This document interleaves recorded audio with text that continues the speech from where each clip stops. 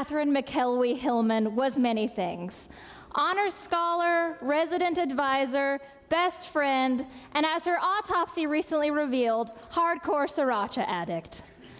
While there are no words for the grief that we feel at Allie's unexpected departure from this world, we must take solace in the fact that she lived a long and brilliantly colorful life, and that she slept with a lot of vaguely ethnic guys. Shout out to my parents who will watch this online at some point. Sorry about it, Mom. To begin with, I would like to clarify that Ellie did not instigate the literal catfight that brought upon her demise. In the decades that I have known her, Ellie never once demonstrated anything but extreme affection towards cats. I promise to use the full weight behind my nonprofit, Dog People Bringing Felines to Justice, to investigate my best friend's tragic murder at the paws of her cats. In times of grief, it is tempting to say that there are no words for what we are feeling, but in truth, words are sometimes the only thing that we have left. And as a middle-class white person from Kentucky, I clearly know a lot about loss and suffering. When we tell people that we write eulogies, they tend to think that we are weird or overly morbid or just joking, and they are actually correct in all three of those assumptions. Jackson was not only a terrific professor and administrator, he was also a remarkable friend. He was a beer snob, an avid Snapple iced tea consumer, and he possessed an array of awkward dad noises that he was known to randomly unleash upon unsuspecting audiences. His untimely demise, brought about by a herd of frightened llamas, will be deeply mourned. Jackson leaves behind 3 children, Joyce, Swift, and Wild, and an eclectic llama-herding wife who regrets not being able to be here today, as she is currently being questioned by the authorities about her dealings with black market imported unicorn meat. Much like black market imported unicorn meat, not a lot of people know about the Eulogy Project, but we think that it has a lot of potential to bring about magic. In the fall of 2014, I was preparing to study abroad for a semester in Ireland. I was about to spend 5 months drinking Guinness and avoiding schoolwork, but based on how sad I was, you would have thought that I was being shipped off to a war criminal camp.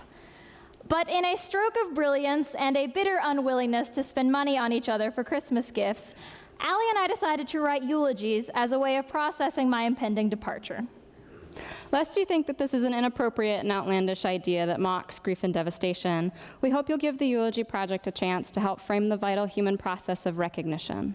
So, think about some of the things you've done thus far in your life. You have likely been asked in job interviews, on second dates, in college and graduate school applications, to tell your story. You put words to your life, and you share it with others. We emphasize so much that at the end of your life, you'll want to be able to look back and see and tell a story that satisfies you. You'll want to have an Instagram account that reflects your particular mix of daring adventure and nights spent in deep philosophical discussion with your cat. From processing goodbyes as someone prepares to study abroad, to grieving the loss of a loved one, eulogies offer a time to pause and reflect on what was, what might have been, and what still could be. Because endings are cathartic, even if nothing's actually ending. To quote the great philosopher and lead singer of Nickelback, Chad Kroeger, if today was your last day and tomorrow was too late, could you say goodbye to yesterday? Eulogies help process feelings that are almost as incomprehensible as that song lyric. We work to maintain our stories. We make plans, bucket lists, we set goals. Pinterest accounts are dedicated to this stuff. We write memoirs, blogs, love letters, notes in the sky. We make theater, sculptures, all forms of art. We make lists that tell our stories, just like this one.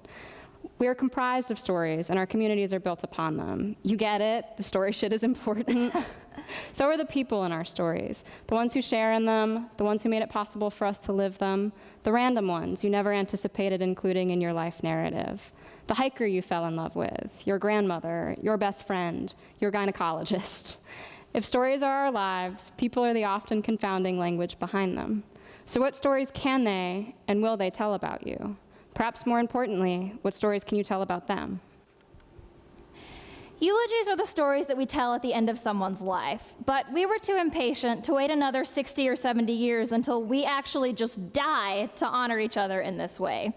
By writing eulogies, we get to give each other the gift of our honest perceptions of them. And as so many of us know, life doesn't have to end in order for grief to visit us, to become part of our stories. So much of life is transition, and transitions are hard. Leaving hurts. Being left hurts. Sometimes just being hurts. It takes courage, and it takes recognition. Someone to see your truth and to hear your piercing screams. And sometimes it's more for us than the people that we're writing about.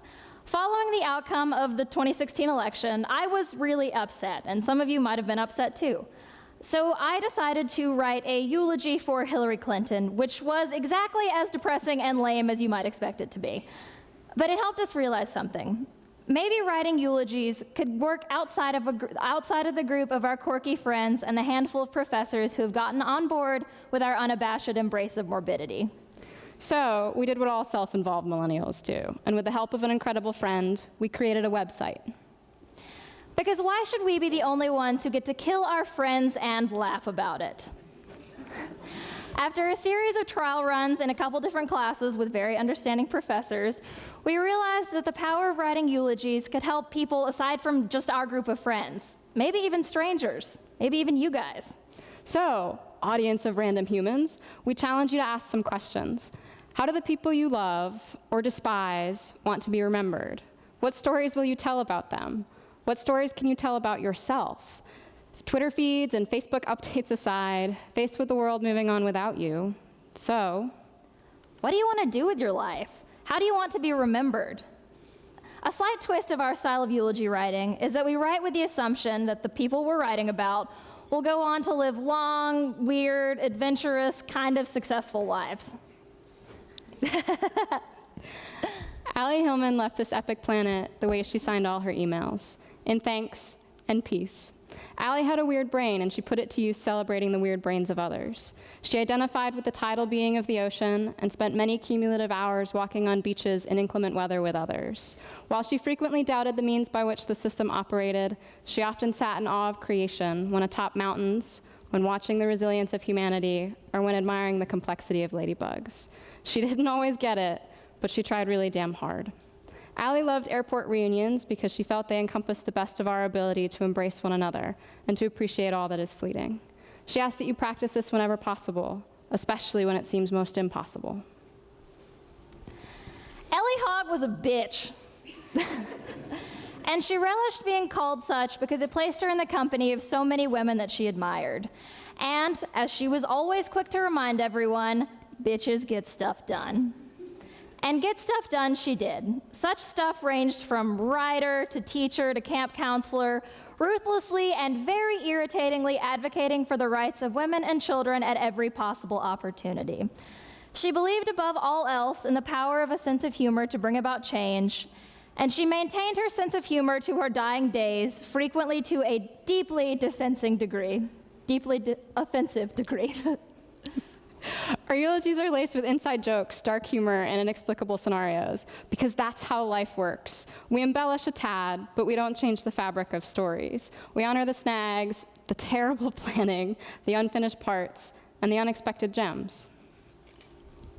By a show of hands, how many of you have wondered what people would say at your funeral? How many of you plan not to die?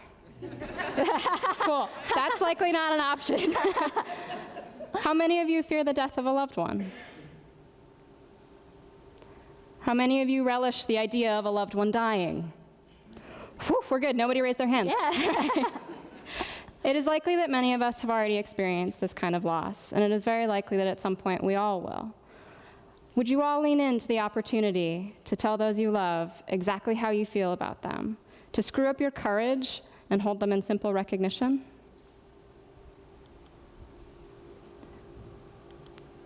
We are by no means attempting to glorify grief or death or loss in doing this. We are simply acknowledging the inevitability of human loss. As I have long said, you should preemptively plan your funeral and not your wedding because you're actually more guaranteed to have a funeral. This project means no offense, and you are by no means required to write eulogies in order to love or to honor well. At the core of this project is a simple idea: recognition. So, perhaps far more important than running home to write a eulogy for the houseplant you recently murdered while on a weekend ski trip, you should ask those you love, those around you, how they want to be honored. But what do you want to have been? What do you hope to have done? How spectacularly well do you hope to live out your final days, however far off and hypothetical they may be? In doing this, we urge you to get out of your immediate circle of family, friends, pets, houseplants, and extend recognition to the global community. Now, perhaps more than ever, recognition is vital. Our society is moving away from the importance of honoring the stories of others. Of honoring those who our leadership deems different and therefore dangerous. Those who are behind walls, both real and theoretical. Those who have been stuck in airports. Those beneath a glass ceiling. Of honoring those who our country will not. Those with a beautiful experience of love, and those who feel lost in all of this. May they May we all live in peace. Thank you.